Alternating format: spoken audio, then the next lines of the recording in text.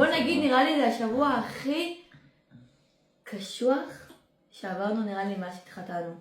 ומה לדעתך השבוע הזה היה הכי קשה? היה הכי קשה, אני חושבת, החוסר דיבור. שאנחנו לא מדברים ובא לך לדבר איך אומרים, לספר נגיד משהו שאני עוברת, שקשה לי או שסתם לשתף אותך. נגיד, אני אגיד לך דוגמה, ביום ראשון שהלכתי ללימודים. זה היה יום זוועה. אני הגעתי מוקדם ללימודים, כן? הקדמתי באיזה רבע שעה. אבל עם הסוס, לא הצלחתי הרי כל הגשם, אז יש מלא בוץ, ואתה דורך בכל הרגליים שלך בתוך בוץ. כי היה לי באמת יום דפוק. וזה היה בעסה, כי רציתי לבוא ולשתף אותך, ולא דיברנו כל כך. אז זה היה ממש... אם היית צריכה עכשיו לתת לזוג שנמצא באיזשהו משבר, מה היית אומרת להם? הייתי אומרת להם, לא לפחד, בסוף המשבר הזה עובר. אבל כדי שזה יעבור, שני הצדדים חייבים להוריד אגו. זו מילה אחת שיכולה להרוס 2 מילים, מערכת יחסים. וזה כל כך נכון, כי אנחנו אנשים עם אגו, כל הזמן תכבדו אותי, תתנו לי, תאהבו אותי. ואתמול אמרתי לשימי משהו שהוא כל כך נכון. בן אדם שהוא מתעצבן, הרי זוגות רבים לא סתם כי יש כאן מים על השולחן, או כי הם בדייט עכשיו הכי טוב בעולם, הם רבים כי הם עובר עליהם משהו, עובר או על האישה או על הגבר, עובר משהו. ולפעמים אנחנו מתוסכלים ולא יודעים לבוא ולהביע את זה, אז אנחנו עצבנים, אז מה עושים? יופי, יש לי פה את שימי, אני מרגישה בנוח איתו, אני מתוסכלת, קשה לי עם איזשהו משהו, אני אגיע את כל העצבים שלי, אני אוציא עליו, וזה הדבר הכי קל לעשות. אבל מה אמרתי אתמול לשימי?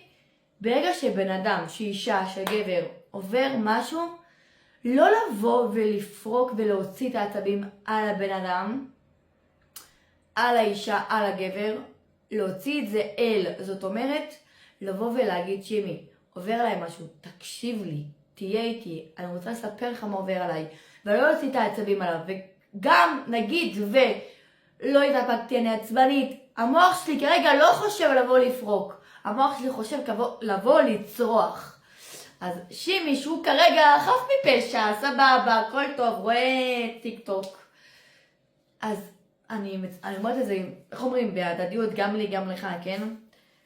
שאתה רואה שבן אדם כאילו מתוסכל ועצבני, פשוט לבוא אליו ולהגיד לו, העצבים שלך נובעים מרגש, ממשהו שאתה עובר. הכל טוב. מה קשה לך?